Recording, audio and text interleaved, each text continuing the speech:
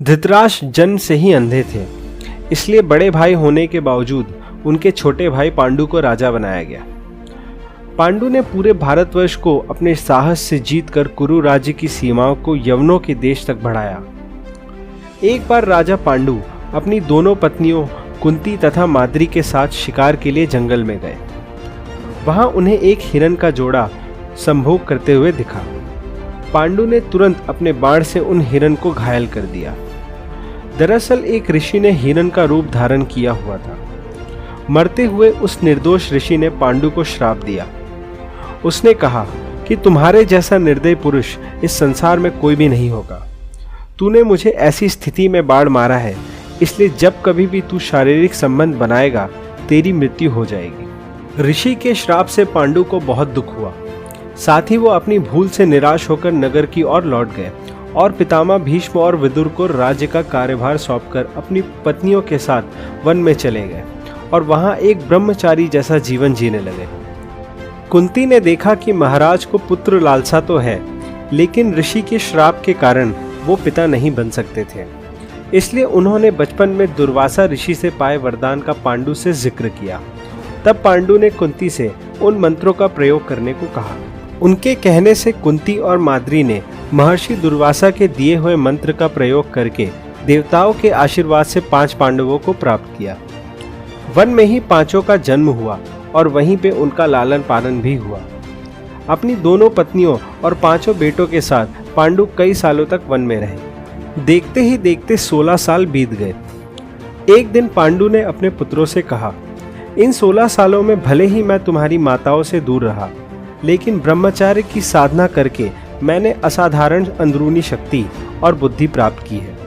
साथ ही साथ मैंने समय के आगे तक देखने और किसी भी व्यक्ति को परखने की भी शक्ति प्राप्त की है। मगर मैं कोई गुरु नहीं हूँ, इसलिए मैं नहीं जानता कि इन शक्तियों को तुम लोगों तक कैसे पहुँचाऊँ। इसलिए जिस दिन मेरी मृत्यु होगी, तुम सबको बस इतना करना है कि मेरे शरीर से मांस का एक टुकड़ा लेकर खा लेना है। अगर तुम मेरे मांस को अपने शरीर का एक हिस्सा बना लोगे तो मेरी सारी शक्तियाँ अपने आप तुम्हारे अंदर पहुँच जाएंगी और तुम लोगों को उसके लिए कोई मेहनत नहीं करनी पड़ेगी। एक दिन की बात है, बसंत का मौसम था। महाराज माद्री के साथ इस खूबसूरत मौसम में बाहर घूम रहे थे। मौसम के प्रभाव से उनमें काम वासना जाग उठी। वह माद्री के साथ शारीरिक संबंध बनाने लगे। माद्री ने बहुत रोका, लेकिन पांडु नहीं माने। काम वासना में वो अपनी बुद्धि खो बैठे थे। तभी ऋषि का श्राप उन्हें लग गया और उनकी तुरंत ही मृत्यु हो गई। जब पांडु की मृत्यु के बाद उनका दाह संस्कार किया जा रहा था, तो इस दुख के माहौल में लगभग हर कोई इस बात को पूरी तरह भूल गया। सिर्फ सबसे छोटे और विचारशील सहदेव ने जब एक चींटी को पांडु के मांस का एक छोटा सा टुकड़ा ले जाते देखा, तो उसे पिता की कही बात याद आ गई। उसने वह टुकड़ा चींटी से छीनकर खा लिया। इसके बाद उसकी बुद्धिमानी और शक्ति बढ़ गई। इस एक मांस के टुकड़े से सहदेव के अंदर अतीत, वर्तमान और भविष्य को देखने की शक्ति आ गई थी। सहदेव चाहते तो अपनी शक्तियों के उपयोग से महाभारत को रोक सकते थे, क्योंकि उन्हें बचपन से ही दुर्योधन और शकुनी के मन में भरे कपट के बारे में पता था। मगर कृष्ण ने भाप लिया था कि सहदेव की शक्तियाँ भाग्य की धारा को रोक देगी। इसलिए एक बार उन्होंने सहदेव को टोकते हुए कहा, यह मेरा आदेश है कि कभी अपनी बुद्धि किसी और के सामने प्रकट मत करना। अगर कोई तुमसे प्रश्न पूछता है तो उसका उत्तर हमेशा दूसरे प्रश्न के रूप में ही देना।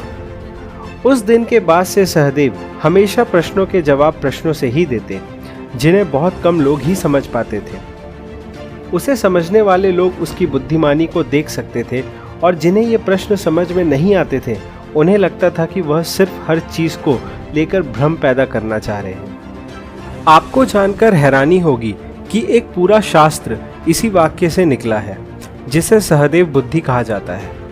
आज भी दक्षिण भारत में अगर कोई ज्यादा चतुराई दिखाने की कोशिश करता है तो कहा जाता है वह सदैव बनने की कोशिश कर रहा है, क्योंकि लोगों को लगता था कि वह सवालों में जवाब देकर चतुराई दिखाने की कोशिश करते थे, मगर वास्तव में वह कृष्ण के आदेश का पालन कर रहे थे। सिर्फ बुद्धिमान लोगों को ही यह समझ आता था कि वह उन्हें उत्तर देने की कोशिश कर रहे हैं।